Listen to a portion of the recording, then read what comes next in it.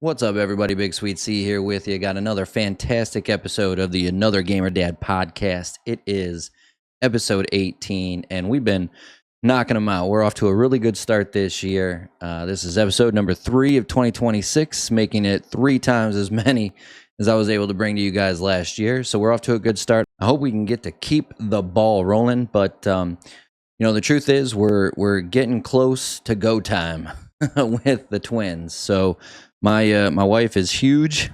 I don't mean that in a bad way. It's good. You want the kids to be fully grown when they're ready to pop, but she looks like she's ready to pop any minute now. So we are supposed to have another 3 to 4 weeks left. I don't know if we're gonna make it that long, and a lot of things are gonna unfortunately probably have to change once they do come out. So again, hopefully we'll be able to continue this, continue knocking these episodes of the Another Gamer Dad podcast out. Hopefully we'll be able to continue a bunch of the streams, if not all of them. But I'm sure the schedule is going to have to change at some point. And I do apologize about that, but I'm not sure what it's going to be just yet. Whether it's just cutting them down to to a couple of days a week, maybe 2-3 days as opposed to 4, or if we go to back like we used to when I had to stream at like 12:30, 1 o'clock in the morning. So we'll see. We'll see how that goes, and how my wife feels during the day, how the kids treat her at night. And, we'll just have to kind of play it by ear. And I know I keep talking about this, but I just kind of reinforce the fact that it is going to be different for a little while. And unfortunately, there's just nothing we can do about it. Family comes first. I've always said that. And, I'm looking forward to being a dad to 3 sons, 2 of which happen to be twins. And it'll be interesting because it'll be the first set of twins in either of our families. So we'll see how that goes. Now, speaking of changing in schedules, my other podcast that I'm on here in Sin City in Las Vegas, the Straight Outta Sin City podcast, one of the core 4, did actually get a job promotion. He's now one of the higher ups at his place of employment. So he unfortunately has to change his off days. So we're going to have to start shooting those on Fridays as opposed to the Tuesdays that we do now. So we shoot them every other week. Every other Friday will probably be a different streaming time. Instead of being at 4 to 7-ish, it'll probably be sometime earlier in the day, and we'll start at like maybe 1 o'clock, 1 p.m. Pacific Standard Time for that. That should start next week. But we'll see for sure if it actually goes through. A lot of times we'll set a date to record, and somebody will have something come up, and we'll have to postpone it or whatever. But we will have to change at least every other Friday. I don't know if I'm just going to make Fridays the same time. Maybe I will. Maybe I won't. It depends on how many people we get to show up earlier in the day on a Friday. So we'll see how that goes as well. But again, I just wanted to keep you guys posted as we move forward throughout the year.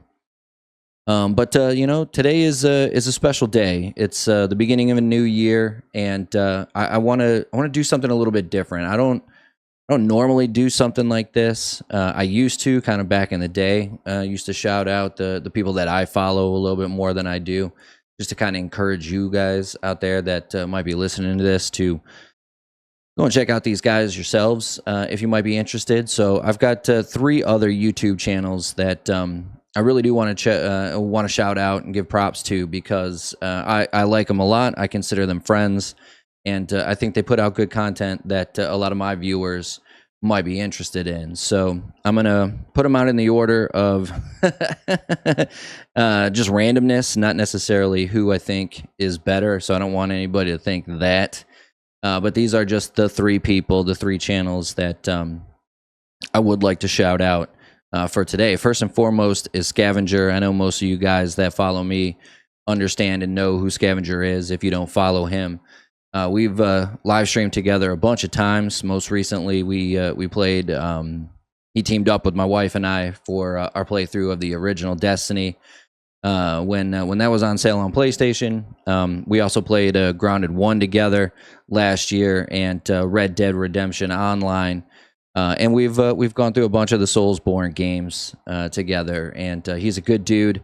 He's really fun to talk with. He and I got a lot of very similar tastes in movies and mostly in video games, but he's definitely in a different genre that I don't really pay much attention to, because he does also do a lot of Let's Plays in the adult visual novel genre, which is not something that I play. But he enjoys it. I know a lot of his followers, a lot of his subscribers enjoy it. And they do seem to be, they can be, quirky games. Reminds me a lot of one of them that I did play, Leisure Suit Larry, way back in the day when I had the old floppy disk computer drive. But he does a fantastic job of not only recording these Let's Plays, but also editing them together that he can post it on YouTube without getting banned by breaking YouTube's terms of service. So he is without a doubt probably the best remaining visual novel content creator on YouTube. So if you like those types of games, if you like that kind of anime 2D style with a lot of dialogue and a lot of different options of what you can do, I highly recommend you guys checking out Scavenger's channel. The next guy up would be another guy that I have very similar video game taste to. I think he and I also have very similar backgrounds of where we lived, what kind of ideology we might share. It's my friend Colby Dunn, known as Imaginator here on YouTube. He runs the Nostalgia Nation. He does live streams a couple of days a week where he plays a lot of retro stuff, a lot of virtual reality stuff, and I know he demoed the Dragon Quest VIII reimagined demo. He played the demo a couple of days ago, which actually looks really good, and should be something that he ends up getting here pretty soon. I know it's supposed to release fairly quickly, so he'll probably play that. But he does a lot of like deep dives into the stuff as well. So he, speaking of the Dragon Quest VIII reimagined demo, he went into it talking about how, other games, specifically Square Enix games, can be remade without, tarnishing the original too much. And he did a really good job of describing how the creators of Dragon Quest VII reimagined. I think I keep calling it 8. It's Dragon Quest VII reimagined. But how they created these dolls, and then they shot these dolls, and that's how they created the characters in the game. And it looked really cool. It was really interesting. He does a bunch of little shorts and stuff, and he also puts out quite a bit of long-form content, which is very informative, very, very good. And again, he and I come from a very Nintendo background. Him probably... he focuses a little bit more on the Nintendo stuff than I do, for sure. So it's always interesting to kind of watch him and listen to him, what he's got to say. He's also a very very accomplished writer. I'm in the middle of reading second of his books, the first of a trilogy that he's written. The first one that I did read, I've read a couple of times now, called The Brink. It was absolutely fantastic. If you are into Lord of the Rings type, medieval fantasy novels, very fantastic stuff by Mr. Dunn, and I consider him an overall good dude as well. Finally, he also puts out these fantastic videos where a lot of his donations end up going to charity. So he's done at least 2 of them that I know now. One of them was to raise money for a second Nintendo Switch 2, which he then gave to a family that couldn't afford it, or I believe he gave it to an orphanage maybe that couldn't afford it. And then one of his more recent giveaways, he raised a bunch of money so he could buy some Christmas stuff for a family that was living paycheck to paycheck, kind of struggling, which is the more common than not nowadays. So shout out to Imaginator for doing that kind of very cool stuff. And he's another dude that I think you should check out. Finally, the third one I want to shout out. I will preface this saying I am a part of the podcast. I go by Cowboy Sweetness on the Straight Outta Sin City podcast. It's the other podcast that I work with here in Las Vegas. I absolutely love doing it. We focus predominantly on fantasy sports. We every year we run a football, baseball, basketball. I guess that's really it. We used to do hockey, but we don't really do hockey anymore because Alex, the guy who runs it, and myself are the only ones that apparently like hockey. But we do football is the big one. We have a buy-in for it. We have a giant trophy for it, and everybody gets to keep their rings, which I've shown off the one that I won a couple of years ago. And shout out to Maddie who won this year's football trophy. Her and I went at it in the finals a couple of years ago. So this is her second final in 3 seasons. That's great because it's a very competitive league. So good for her. And it's fun to do. We talk a lot about life in Sin City. What's going on. Talk about how Vegas is kind of becoming more of a Wild Wild West again. There's a lot of country bars out here now. So we spend a lot of time talking about Vegas. We spend a lot of time talking about sports, but we also talk about video games and movies as well. We do vlogs as well. We've got a couple up there now. We have a couple of them at our favorite place, Circus Swim, from one of the downtown casinos here in Las Vegas. One was for the draft. One was for WrestleMania. We've got a vlog up there about us going to Old Red, which is my favorite place here in Vegas to just go drink and eat and listen to live music. So it's a lot of fun to be a part of that podcast, and I think you guys would enjoy it because we talk a lot of shit and we make fun of each other a lot too. So we hold each other. The best part about it, I think, is the fact that we keep each other accountable. We actually listen to what each of us has to say, and if we're wrong, we call each other out on it.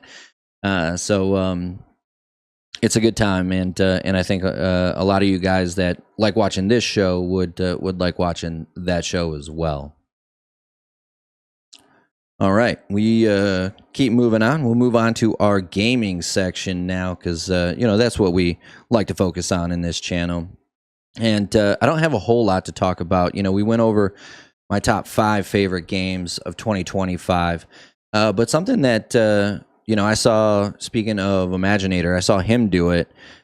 Scavenger and we talked about it a little bit on something that he's putting together that'll be out soon.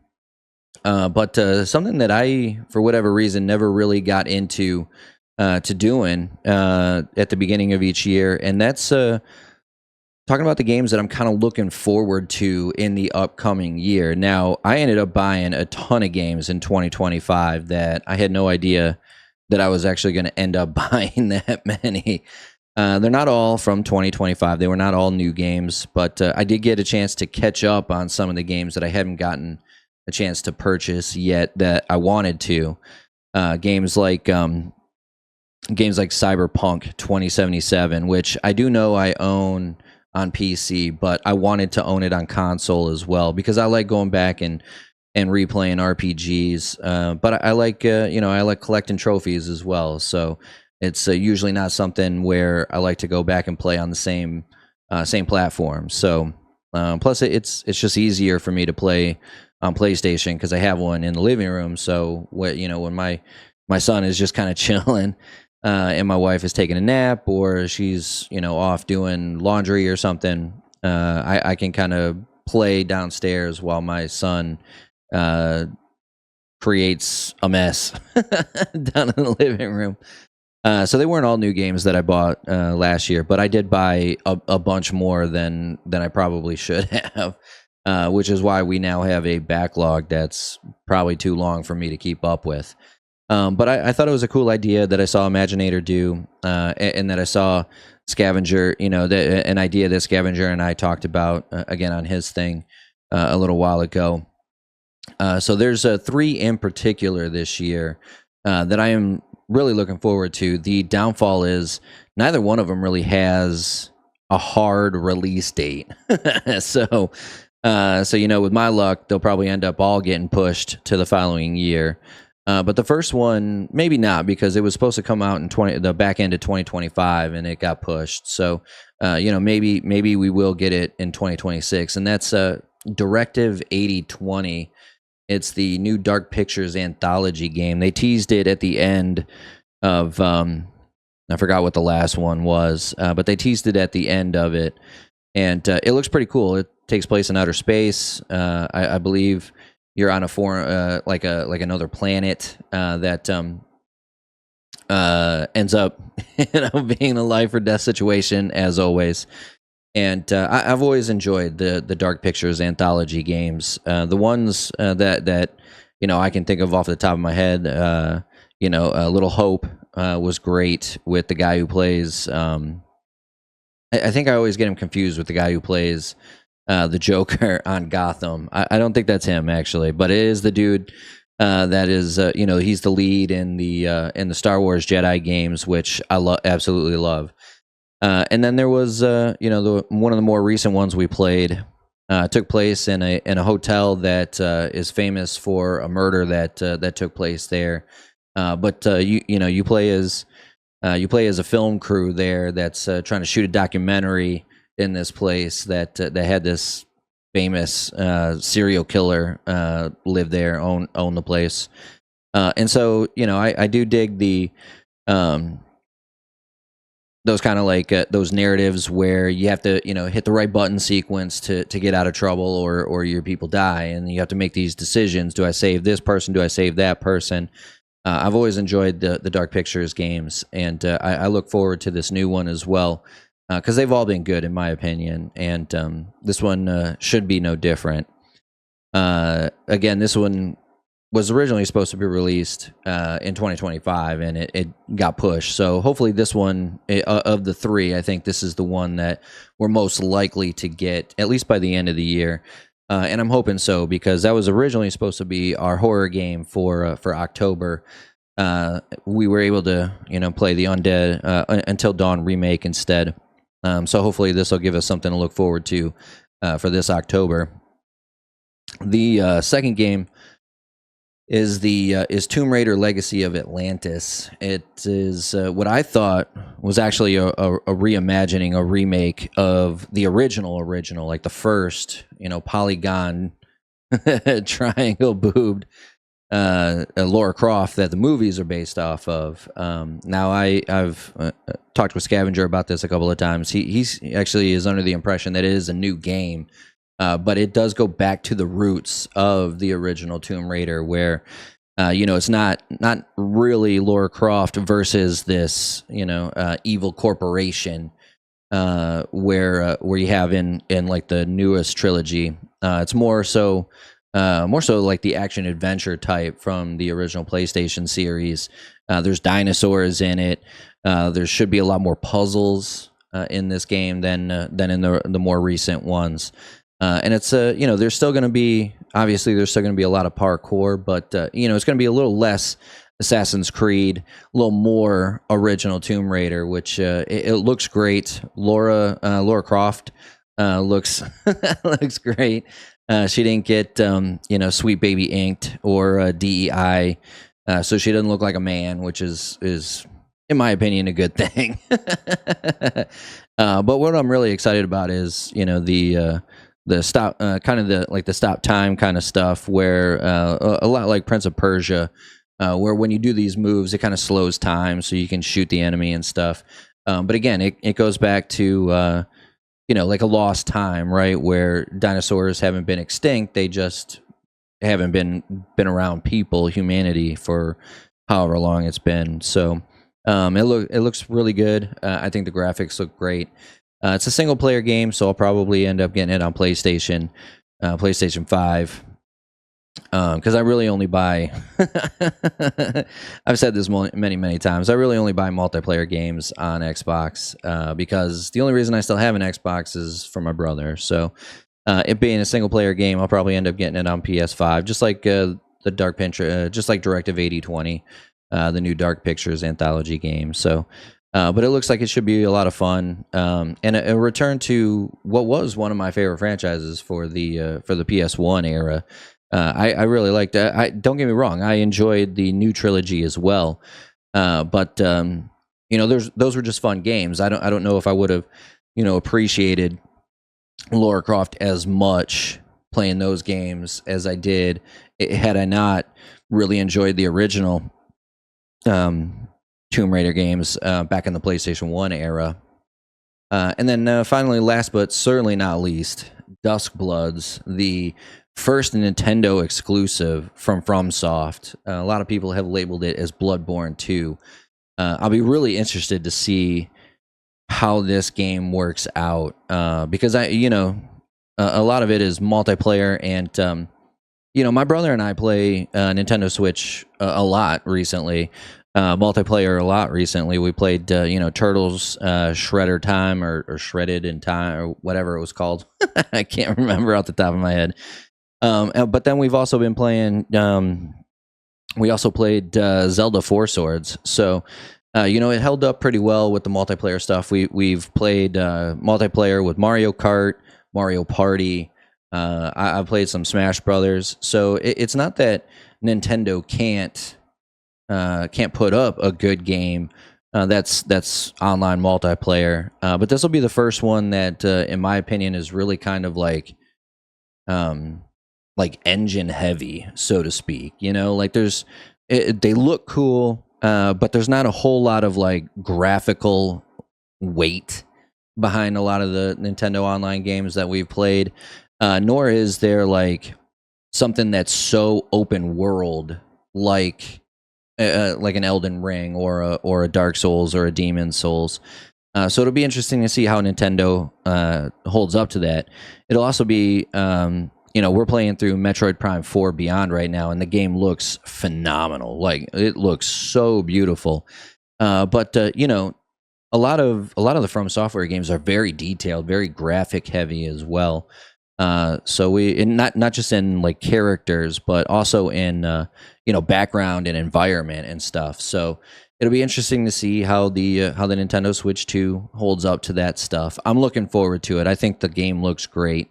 It kind of gives me a little bit of a Night Rain vibe. And while I know we haven't played Night Rain a lot on this channel, the truth is I've enjoyed it a lot. Really, the reason we haven't been playing it is because my brother hasn't been playing it. And we've been doing a lot of single player games. We've been playing a lot of the multiplayer games we've been playing. I've been kind of leaving it up to who I'm playing with to pick. But I have convinced him to get back into Night Rain in the next couple of weeks. So hopefully we'll play that for a little while. But it looks cool. I think the characters look cool from the trailer. A lot of what I've seen from the behind the scenes stuff makes it a pretty interesting little narrative story. And again, I'm looking to see how the multiplayer works with Nintendo in their first exclusive from FromSoft. Now I know the Souls games have been ported to Nintendo Switch, but I haven't played them, so I don't know how they look. I don't know how they hold up. I don't know anything about it. So it'll be interesting to see how Duskbloods does on the Nintendo. But those are the three that I'm looking forward to the most. I know a lot of you guys are looking forward to GTA 6.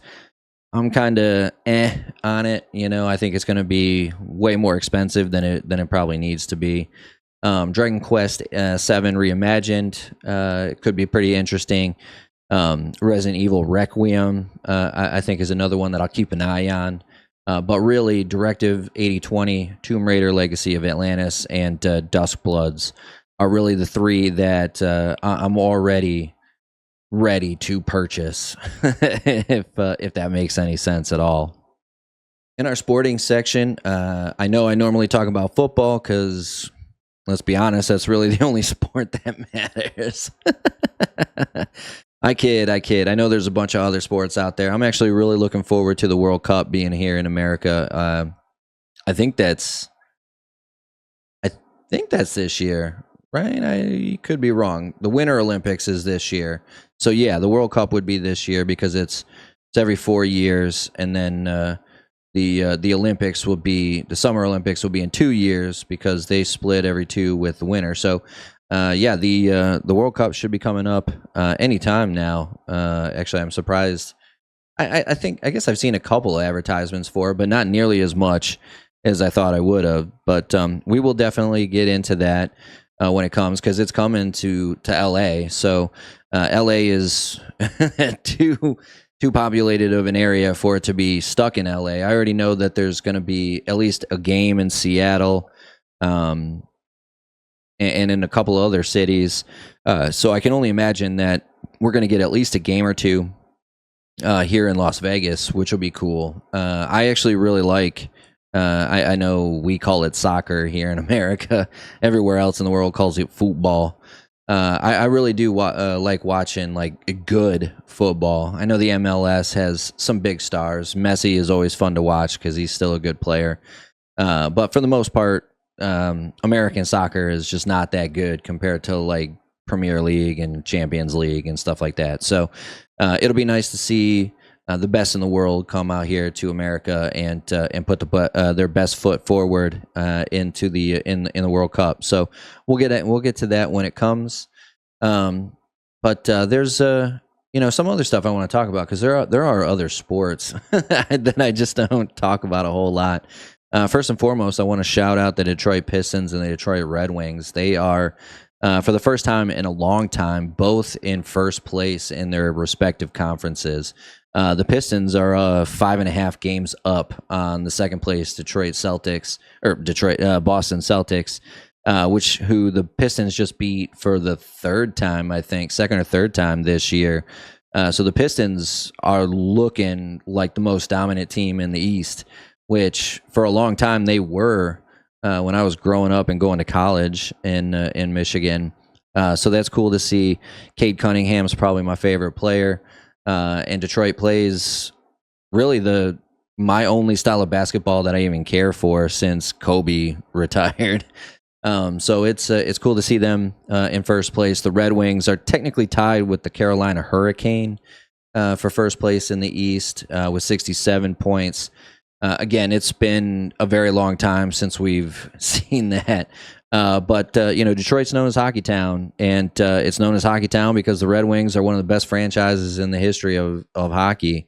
They've been dominant for a very long time. I know they kind of fell off a little bit for, maybe the better part of a decade, a little over a decade in their recent history. But Steve Yzerman was brought in as their GM. He's the former captain. He's the longest tenured captain in Red Wings history, and I think the second longest in NHL history. But he's our GM now, and he's done an absolutely fantastic job of turning this franchise around. He's brought in a ton of really good players that are young. He's got a ton of draft capital ahead of him. He's got a ton of cap space this year in case they think they need to go out and get somebody before the deadline. But more importantly, he's been able to develop our young players that we have here in Detroit. Dylan Larkin, Lucas Raymond, Matt Cedar. Like he's really put together a very, very good young core group of players. And also, been able to fill some gaps with some wily veterans like Patrick Kane, who used to play for the Chicago Blackhawks, like a long-time rival of the Red Wings. So he's done a fantastic job turning this thing around. And, right now they're tied for first place in the East with the Carolina Hurricanes. They are first place in I think they're in the Atlantic Conference division. I think Carolina is in the Metropolitan. I could be wrong on that, but I believe that's what it is. And so both those, we're roughly about halfway through those seasons. We should be, hearing about the All-Star games. I know basketball has picked their All-Star teams. Cade Cunningham was a unanimous choice for the All-Star game. So we're about halfway through each of those seasons. So they're looking good. They're right in the thick of things. Probably both going to make the playoffs, which would be nice. And it's been a it's been a long time. Like I said, it feels like old times. Like when I was growing up, it was always the Red Wings and the Pittsburgh Penguins going at it. In hockey, it was always the Pistons and the Bulls going at it in basketball, and then it was the Pistons and the Lakers in basketball. When MJ retired and Kobe kind of took over as the best player. So it's been fun to watch because it again hasn't been bright in Detroit for a little while outside of the Detroit Lions. But what I really wanted to focus on in the sporting section is actually baseball. It's my second favorite sport. I know a lot of people that watch baseball that if you never played baseball or if you don't really understand a lot of the game, it seems like the most boring sport ever because you just watch it and you see one guy doing all the work and 8 other guys just kind of standing out in the field waiting for the ball to come to him, and then there's the guy at the plate that's hoping to hit the ball. And, if you hit 3 out of every 10 at bat, you get hit at 3 out of every 10 at bats, you're an all-star. So, there's not a whole lot of action to the game. There can be, don't get me wrong. There can be a lot of action if you've got a good team playing another good team. But for the most part, like it's, kind of a boring sport unless you understand the mental part of the game, right?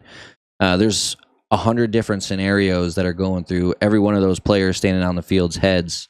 What if the ball's hit to me? What am I going to do? If I catch it, where am I going to go? If I don't catch it, where am I going to throw this ball to? You got the infield. If it gets hit on the outfield, if I'm the cutoff man, am I cutting it off or am I letting it go through? If I do cut it off, am I going to throw it to a different base? What do I do?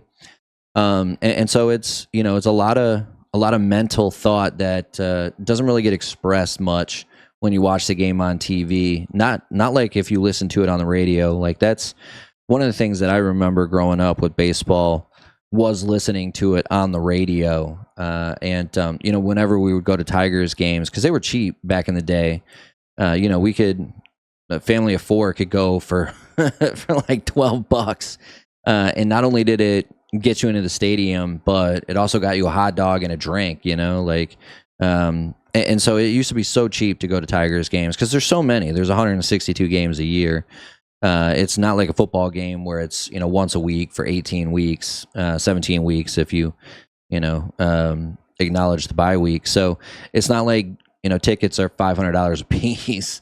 But we used to go all the time because you could go on a weekend, watch a game, and get a hot dog and a drink, and it'd be a good time. But we would bring a radio with us, and we'd have our headphones in, listening to the game on the radio as we sat there and watched it. And like when you listen to it on the radio, because you can't have very many moments of silence like you can when you're watching it on TV, they do go into a lot of detail about what's going to happen if the player hits it here, what's going to happen if the player hits it there, what's going to happen, what is the pitcher trying to get out of this batter.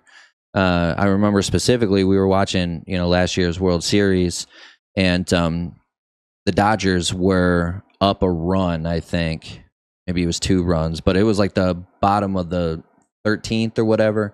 It was Game 7 of the World Series, and the pitcher who ended up winning MVP, Yamamoto, I believe is what his name was. They're sitting there and they bring in the reliever, and they've got a couple of guys on base.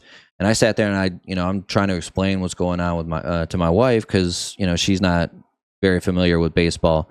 But I'm like, they're probably gonna walk this guy, and then the pitcher's gonna try and get this batter to hit into a double play to end the game. And that's exactly what happened, And so it's not that I'm like some expert, baseball knowledge guy, but I do understand the sport of baseball, and I do understand the mental aspect of it. So it's easier for me to follow and explain to her that kind of stuff.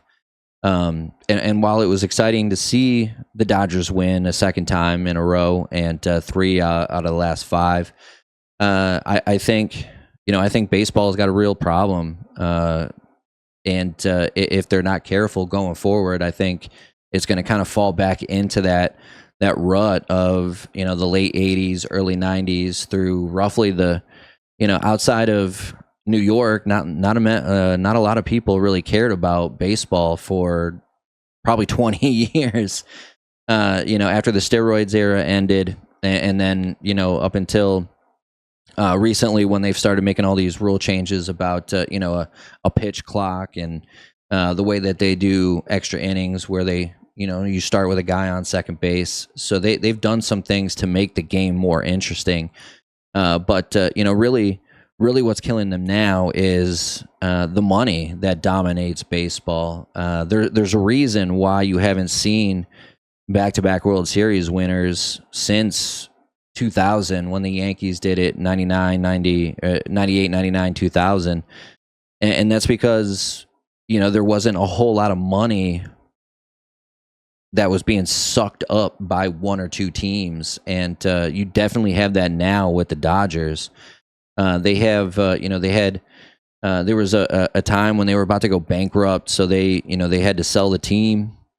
And because they were, you know, such a lack of funds, they were allowed to do this exclusive TV deal with Time Warner, which now gives them $330 million plus extra dollars a year to spend, and they're spending it, you know, and so it's hard to be mad at one of these teams that is willing to go out and spend money on the best players in baseball to continue this productivity. But it's also part of an issue when you have no revenue sharing, you have no salary cap. You tend to get one or two, maybe 3, 4, if you're lucky, really powerful teams that kind of dominate every year, year after year after year, and it kind of leaves everybody else behind. You know, teams like the Oakland Athletics, who for the longest time have actually been the best at scouting players and have produced some of the best players in Major League Baseball, but as soon as their initial rookie contract goes up, they can't afford to keep those. They can't afford to retain the talent. They just end up going somewhere else. And so Oakland's been in this, you know, perpetual state of mediocrity. And it has nothing to do with the players. It has nothing to do with the coaching. Matter of fact, all of that stuff has been pretty much A tier for a long time now. But they just can't retain their talent because they don't have the revenue that the Los Angeles Dodgers have or the New York Yankees have, or to a certain extent, teams like the Detroit Tigers, you know, the Kansas City Royals, the Minnesota Twins. Like you just get more revenue. Toronto Blue Jays, they just have more revenue coming in, and because those teams don't have to share any of that revenue, you know, like the NFL does, or to a certain extent how the NBA runs its stuff. You know, at least the NBA has some sort of revenue sharing. They also have, like, they call it a soft salary cap. So teams, if they want, they can pay the luxury tax, which then, you know, gets split among the poorer teams in the NBA. So they can pay all these. They can pay at least a couple of all-star players. You don't have any of that in baseball. So, you know, the Dodgers, again, you know, credit to them. They put together a very good team. They've got a good manager, and you know, they've got an owner that's willing to spend money to bring in talent year after year after year after year to sustain their success. But you know, it's gonna drive away the fan base. You know, there's a reason, again, that everybody stopped watching it, and that was because during the steroids era, it was because, you know, you had all these guys that were cheating.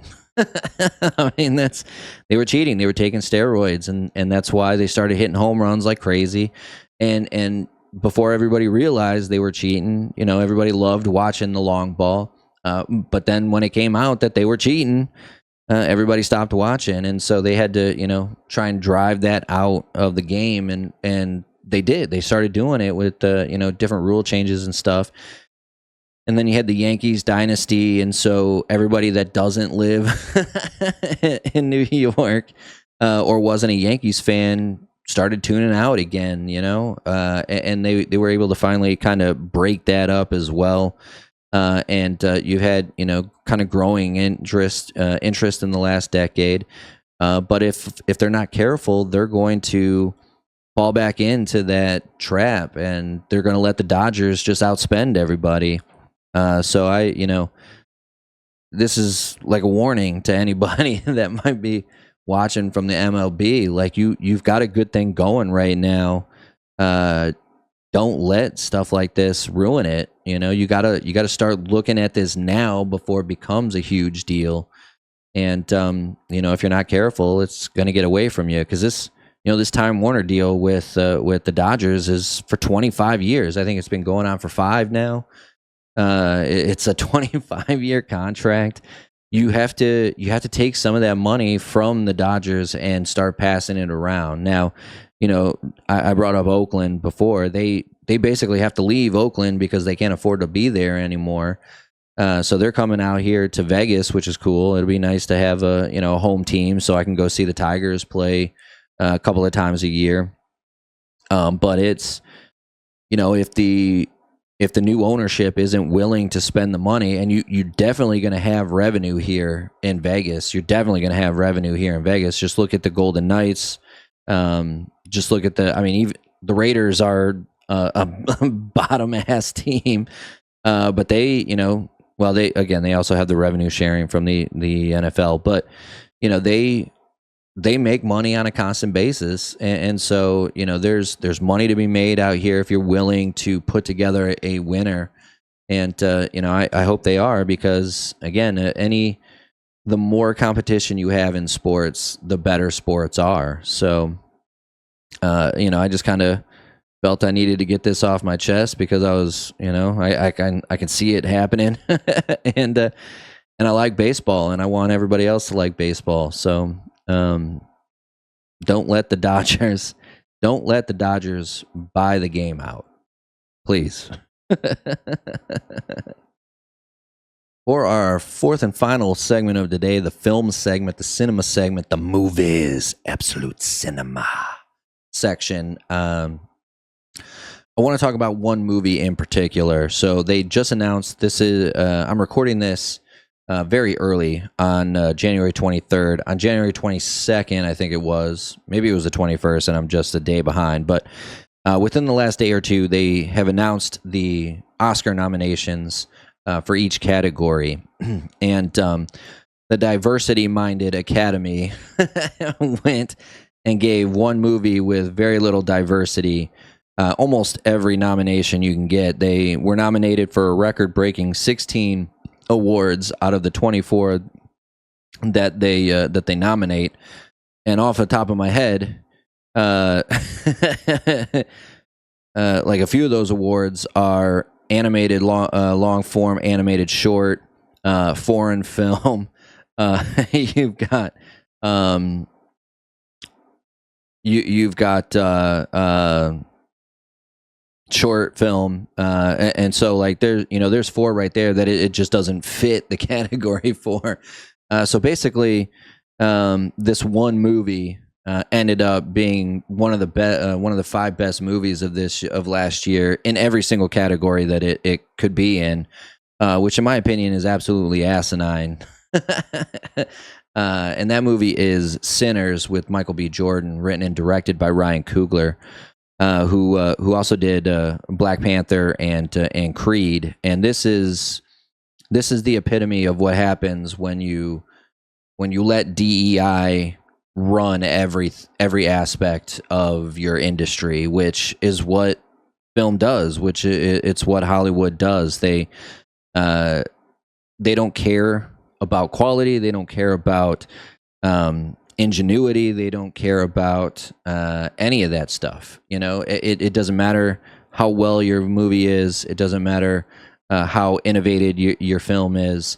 If it doesn't have a predominant Black or colored cast, people of colored cast, or it doesn't have at least a dozen people with that qualify under the LGBTQ CIA category, or if you're not someone who has to take care of their deaf parents, you're just not what they're looking for anymore. And Sinners being nominated for so many awards this year couldn't be more perfect for an industry that is so pretentious and so out of touch with everything that is reality, that it just, it was bound to happen. And I'm not at all surprised that it did. Again, they back in 2023, the Academy announced that they were doing a diversity-minded objective where you had to fit certain category to be nominated for Best Picture. You had to fit certain requirements. One of which is you have to have a significant portion of the cast be people of color, or it has to or LGBTQIA or handicapped in some way. And this film is the epitome of what happens when you let that dictate what gets nominated and what doesn't, because this film is anything but diverse. This is a Tyler Perry film with about 5 extra people in the movie. It's a predominantly black cast and crew.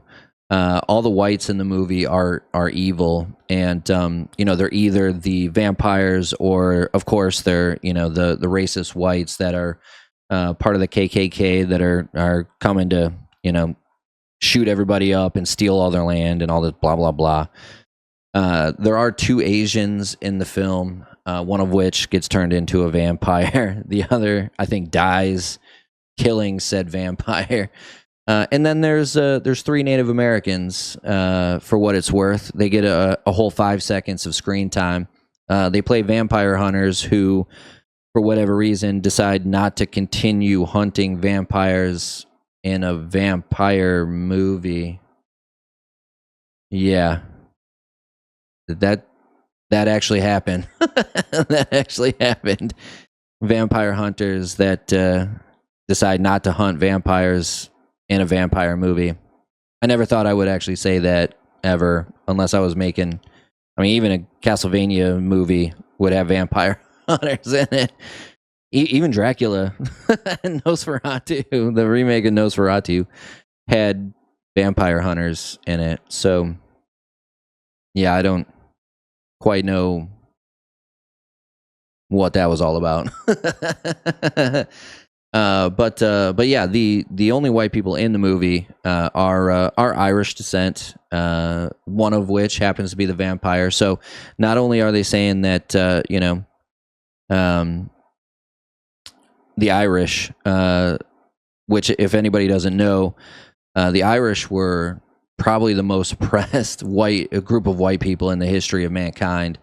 Much like the blacks in America during Prohibition and even through Jim Crow and up until the Civil Rights Movement, even after the Civil Rights Movement, when the Democrats created the 3 strikes you're out rule. But the Irish were not treated well in this country or in any country, to be honest with you, even Ireland. but even the oppressed white people just also happen to be the bad people. So the filmmaker is trying to describe similarities and differences. So even the filmmaker is basically saying, yeah, even though they were oppressed, they're still white, so they're still bad people. Most racist shit I've ever seen in my life.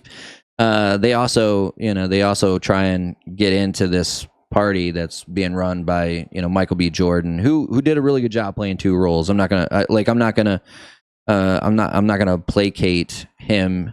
And I'm not going to say that this film didn't deserve some nominations. And definitely, since they've expanded Best Picture to 10 films instead of 5, most deservedly probably deserved a Best Picture, because it was one of the better, not just better films, but like it made some of the most money. It had to have been top 5 in total overall. accumulated wealth, for lack of a better term. Box office, I guess, is what they call it. But you know, the white people who they don't know are vampires at the time want to come into this bar that Michael B. Jordan and the other Michael B. Jordan have created, and they won't let them because they're white, and they inadvertently tell them that your kind is not welcome around here, and so the only bigots in the movie happen to be the black people until the very end, when of course the guy who sells them the barn that they make this bar out of, it just happens to be the that head of the KKK, of course, because every white person is a bad person. And again, the two Asians help these guys get this bar set up, and then one of them turns into a vampire, and I believe that vampire kills the other Asian, or the other Asian somehow dies, killing the vampire Asian. But the three Native Americans who have probably been persecuted more than anybody in America, they have a whole 5 seconds of screen time because they have a history of rooting out vampires and killing those vampires. And the white people said that they were okay, they didn't need any help, and that was it. That was it. They just went away and stopped fighting vampires in a vampire movie. Yeah. Again, I can't believe I'm actually saying this.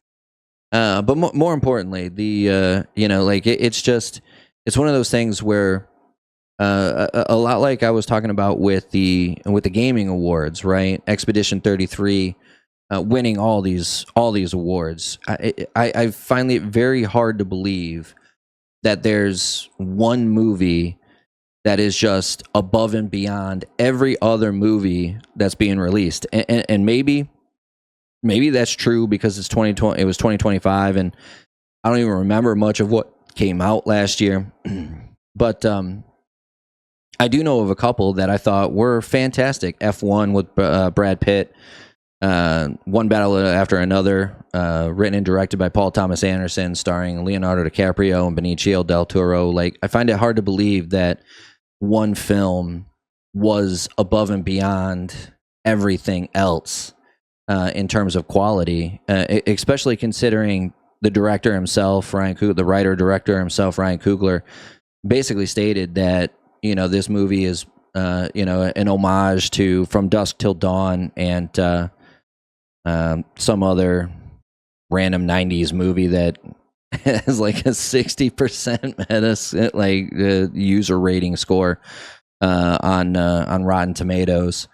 I'm not gonna sit here and blow smoke up your ass. I find it hard to believe that a movie that's basically just a new version of From Dusk Till Dawn is that much better than From Dusk to Dawn, when you're talking about Robert Rodriguez directing and you're talking about Quentin Tarantino writing the screenplay. Like, I just don't buy that for a second.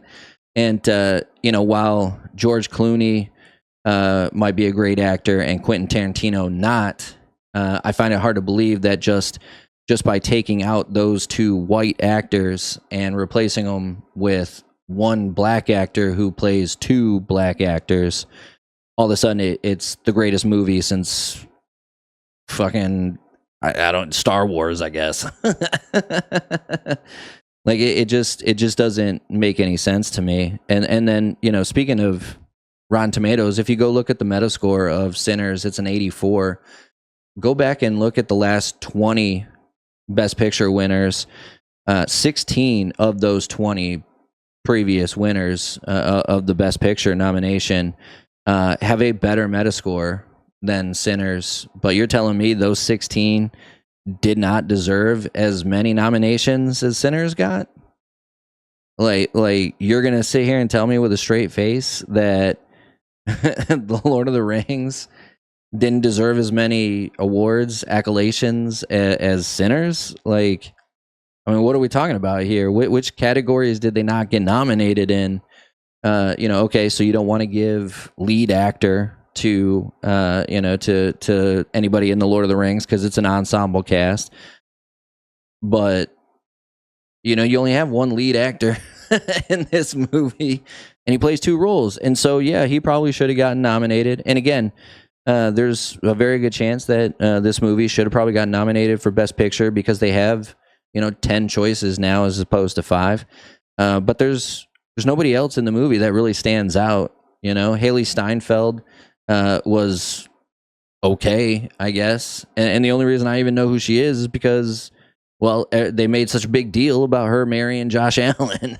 Like, and so this is a clear case of DEI run rampant and a bunch of elitist white Jews patting themselves on the back for nominating the poor, unfortunate, oppressed black people in America's film. That's what this is. That's what this is. I'm not sitting here trying to call out racism, but that's what it is. It's, oh, hey, you're not Tyler Perry. You actually made a movie of some quality, and now you deserve every nomination in the world because you did it while black. And and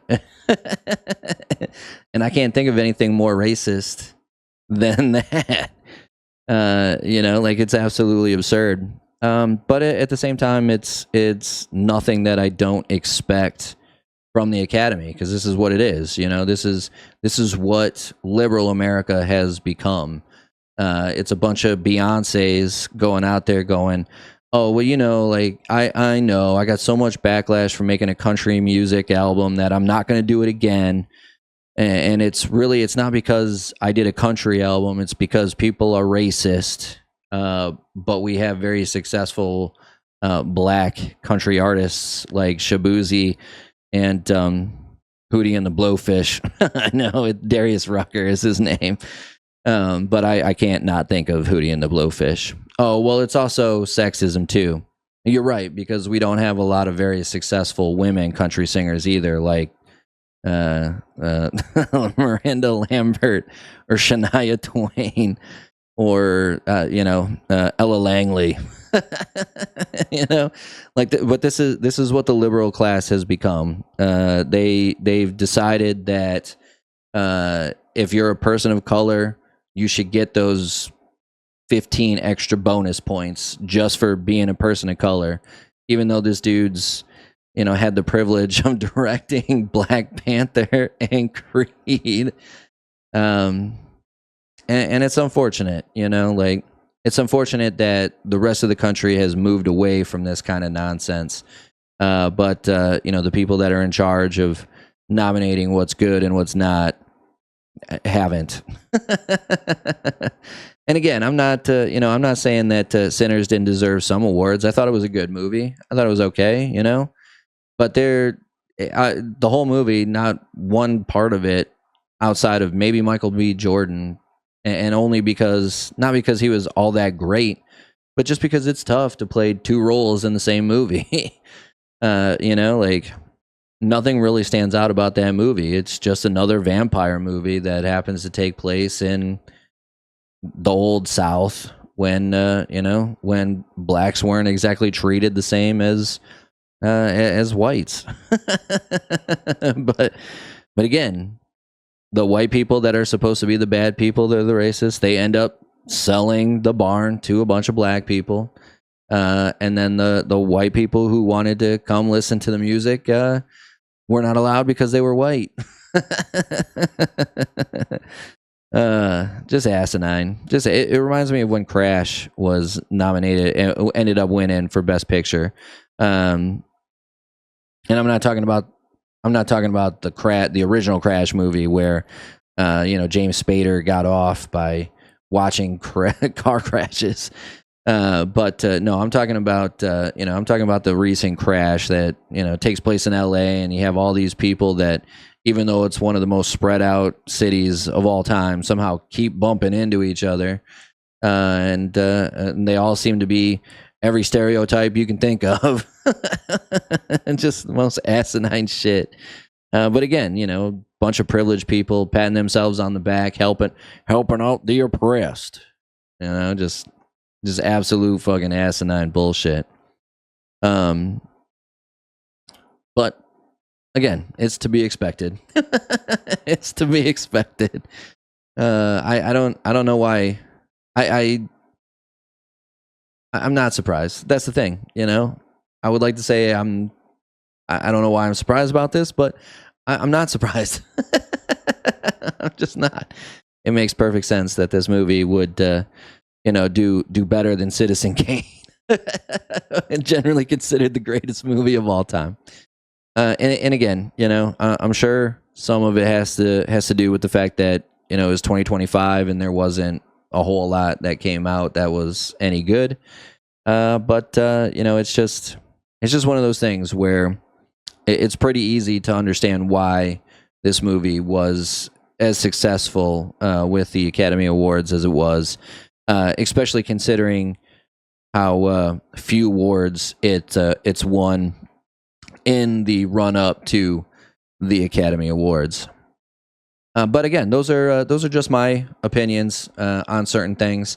Let me know what you guys think as well. Is Sinners better than I'm expecting? Am I kind of dumbing it down to something that's not what it actually ends up being? Is it more deep and thought provoking than I seem to think it is?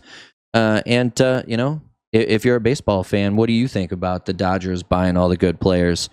What games are you guys excited for in 2026? I gave out my 3 that I'm looking forward to the most. Is there one that I missed on the list that maybe I should pay a little more attention to?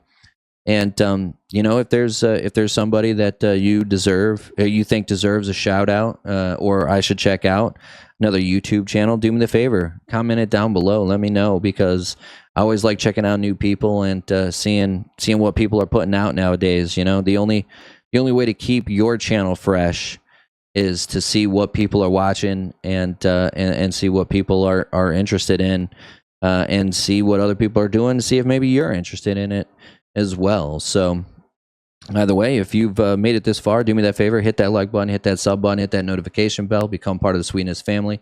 You've already become part of the Sweetness family. Do me one more favor, share with your friends, share with your family, have them become part of the Sweetness family, and let's grow, let's have some fun, and keep on keeping on. Either way, that's going to do it for this one. BigSweetC, that's me, wishing YouTube, that's you, wonderful day, night, morning, afternoon, evening, whatever time of day it might be. As long as you're watching, I'm wishing you a wonderful watching time. Sweetness, signing off. Peace.